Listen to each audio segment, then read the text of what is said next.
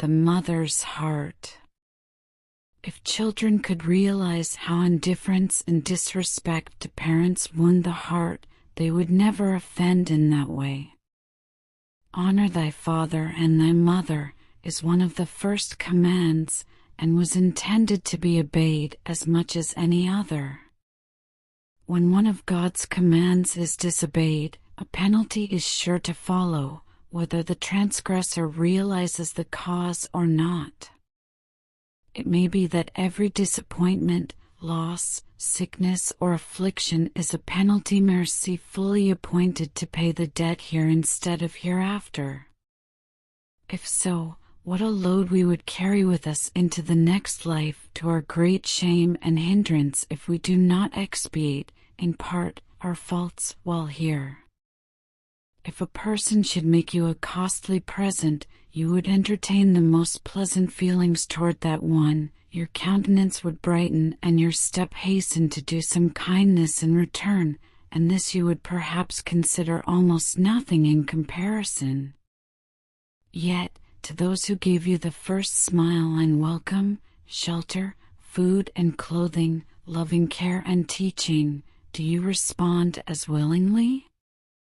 If so, how sweet must be the thought; if not, there will be much to regret some day.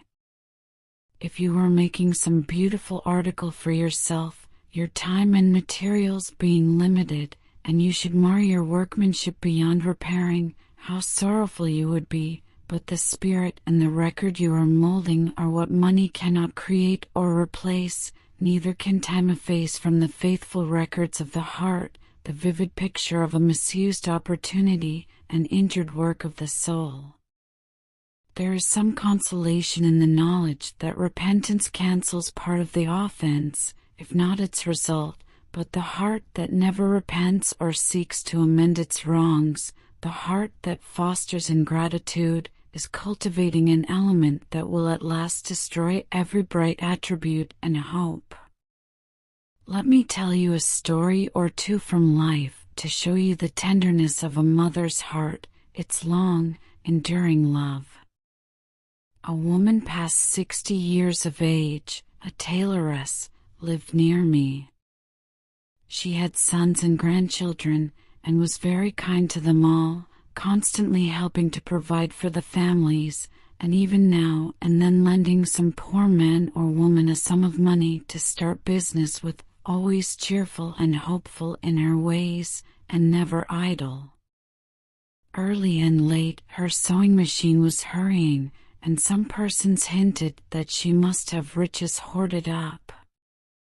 One day a young woman entered the shop, and the tailoress looking at the baby she carried in her arms, the baby responded with a coo and a spring toward her. "What do you think of my baby?" "Just take her a minute," said the young mother. The gray-haired woman drew back, and a strange look came over her face. "I have never held a girl baby in my arms since my own little girl died. I cannot," said she. "How long ago was that?" tenderly asked the young mother.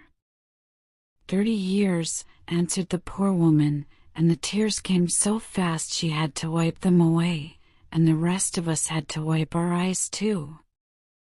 Long as we had known her, we had never had a thought that a secret, beautiful, and sacred sorrow was hidden in her heart, but I know that ever afterward we who were in her shop that afternoon always spoke with tenderness to the poor old woman, as though we were partners in her sorrow.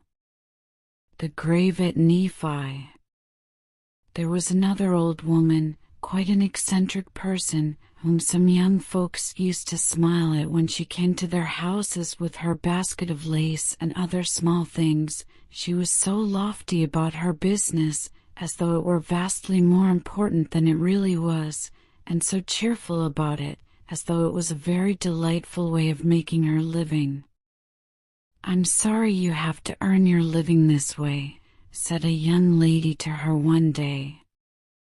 "Why, my dear, it's just as well as for your father to be selling furniture the year around.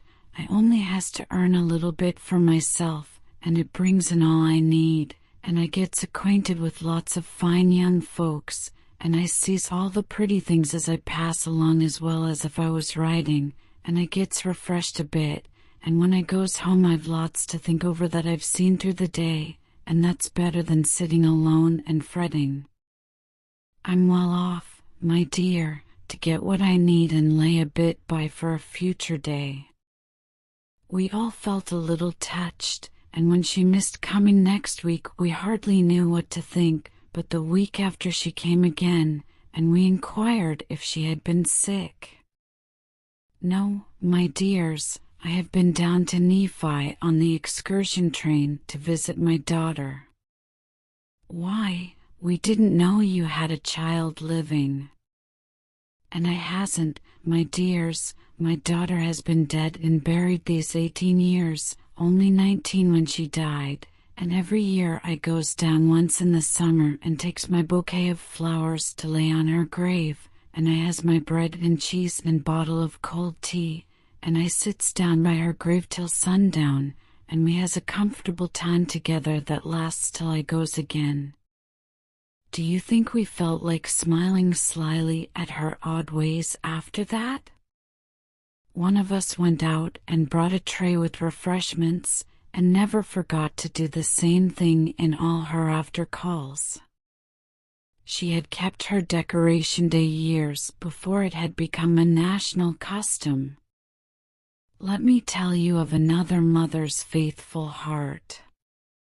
This woman had such love for children, such tender pity for the orphan, that she had, when we first met her, raised 3 adopted children of different parentage. One day a person said to her, "You never had a child of your own, did you?" "Yes, I have got a son of my own," proudly answered the dear old lady. The questioner paused in surprise, and thought, perhaps she left him for the gospel's sake, and respectfully pursued, "Did you leave him in the old country?" "Yes, I have left my dear boy in the old country." "How old is he?